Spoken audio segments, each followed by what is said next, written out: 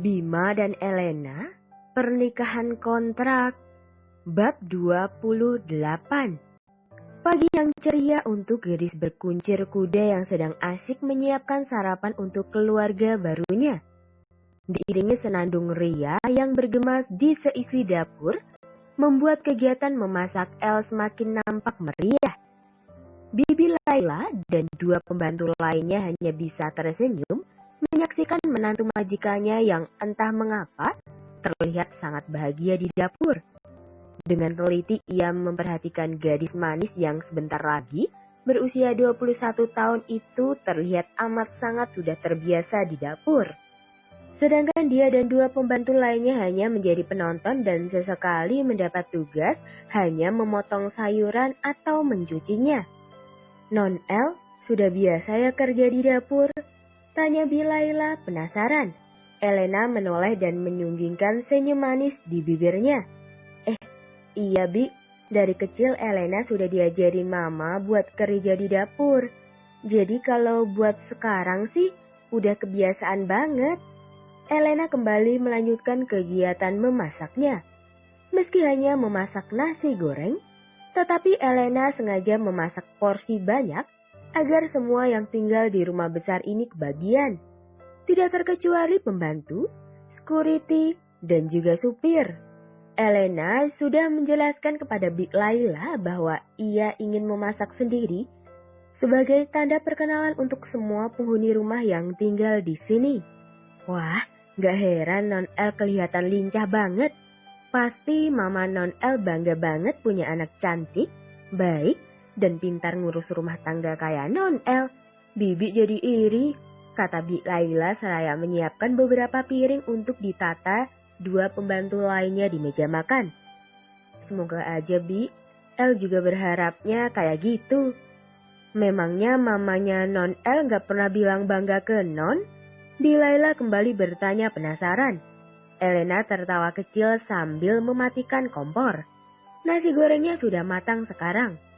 Dulu sih sering, tapi sekarang udah enggak. Memangnya kenapa gitu Non? Mama sama papa saya udah meninggal Bi. Kecelakaan 4 tahun lalu. Elena meraih tempat nasi untuk meletakkan nasi gorengnya. "Maaf Non, Bibi nggak tahu," ucap Bi Laila prihatin. Ada nada bersalah dalam ucapan wanita parubaya itu. El melambaikan tangannya. "Sudah Bi, nggak apa-apa." Elena kemudian menyendok nasi goreng ke piring, lalu menyodorkan kepada Bi Laila untuk dicoba. "Cobain Bi." Bik Laila mengangguk dan menyendok sesuap nasi goreng di hadapannya. 1 detik, 2 detik, senyum kagum terpancar di wajah wanita parubaya itu. "Enak banget Non, ini sih berasa kayak nasi goreng di restoran. Non El jago banget memasaknya, hebat," puji Bik Laila. Dua pembantu lainnya mendekat, penasaran juga ingin mencoba masakan dari menantu majikannya. El menyodorkan 2 piring lagi untuk dua pembantu tersebut. "Beneran enak Non, kalau kayak gini sih Non El buka restoran aja, saya jamin pasti laku." Ningsih, salah satu pembantu yang usianya lebih tua 6 tahun dari Elena mengacungkan jempolnya, memuji masakan Elena yang benar-benar enak. "Non El, kalau habis saya boleh tambah nggak?" tanya Lala malu-malu. Pembantu satunya lagi yang bertubuh agak gempal yang berusia 3 tahun lebih tua dari El.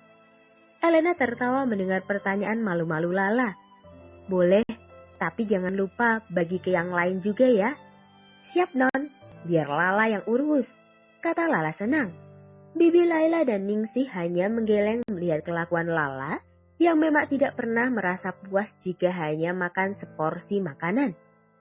Elena mulai menata nasi goreng di meja makan untuk kedua mertuanya dan suami menyebalkan. Elena tersenyum manis melihat makanan yang sudah tersaji di atas meja. Sangat sempurna dan tidak kurang suatu apapun. "Wah, kelihatannya enak nih. Kamu yang masak, El?" Suara Nyonya Puspa terdengar sangat heboh di meja makan.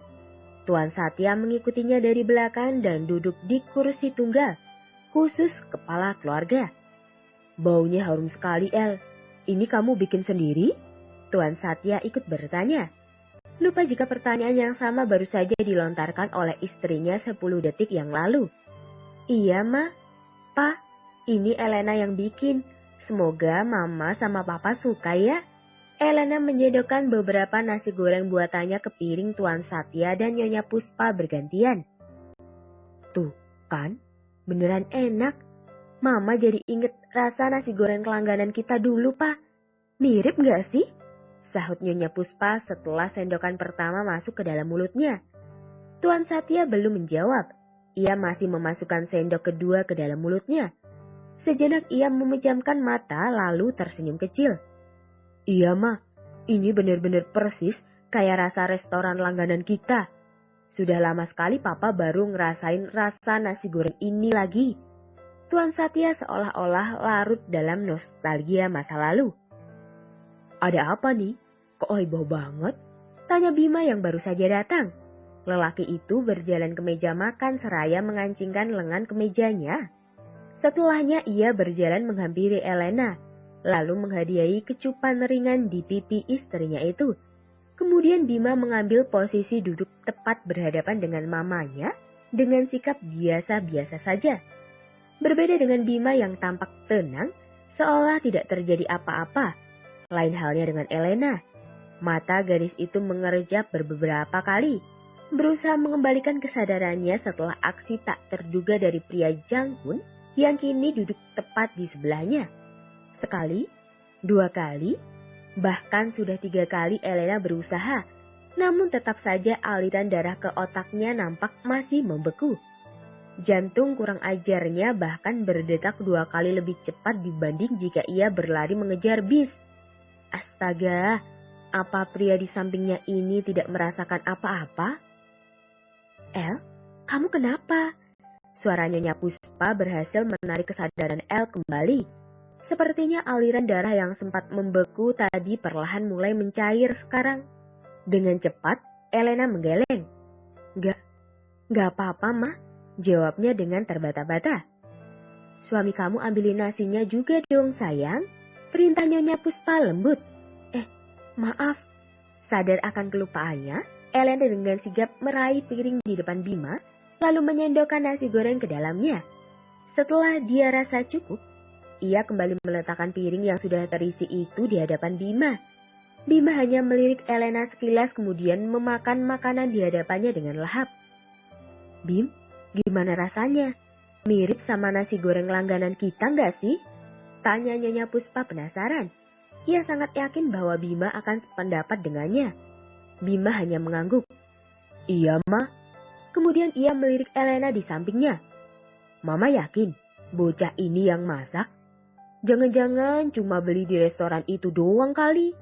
Bima melempar tatapan sinis penuh keraguan pada Elena yang lagi-lagi disambut dengan tatapan galak oleh Elena. Ih, Bima, masa sama istri sendiri gak percaya sih? Kalau kamu gak percaya, tuh tanyain ke Bi Laila sana. Seru Nyonya Puspa yang kini memandang ke arah Bi Laila yang tengah sibuk merapikan dapur. Bi Laila hanya mengangguk sopan saat Bima ikut berbalik melihatnya. Setahu Papa, rasa nasi goreng di sana udah gak seenak dulu lagi, Bim.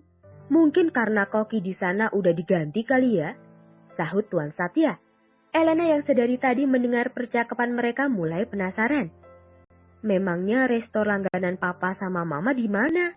Celetuk Elena. Nyonya Puspa meletakkan sendoknya, menatap Elena dengan ingatan yang menjelajahi mencari nama jalan tepat restoran itu berada. Kalau nggak salah di Jalan Cempaka, namanya Restoran Rasa Cinta. Seperti batu yang menindih dadanya, rasa sesak kembali mendera Elena. Sekelebat ingatan masa kecilnya tentang bagaimana ia, Elio, dan mamanya berlarian di dapur restoran itu sambil saling melempar adonan tepung, terasa baru kemarin terjadi. Elena tertegun, matanya berkaca-kaca. Kenapa? Tanya Bima bingung seraya menggoyangkan lengan Elena. Gadis itu menggeleng, lalu menatap ketiga orang itu satu persatu. Setelahnya, satu senyuman yang sulit diartikan tersungging di bibirnya. Gak apa-apa. Restoran itu dulu punya Mama. tapi sekarang sudah diambil alih dan dikelola keluarga Mahardika. Ketiga orang itu sontak terkejut dan kompak menatap Elena tak percaya. Kebetulan yang sangat hebat, bukan? Terima kasih telah mendengarkan.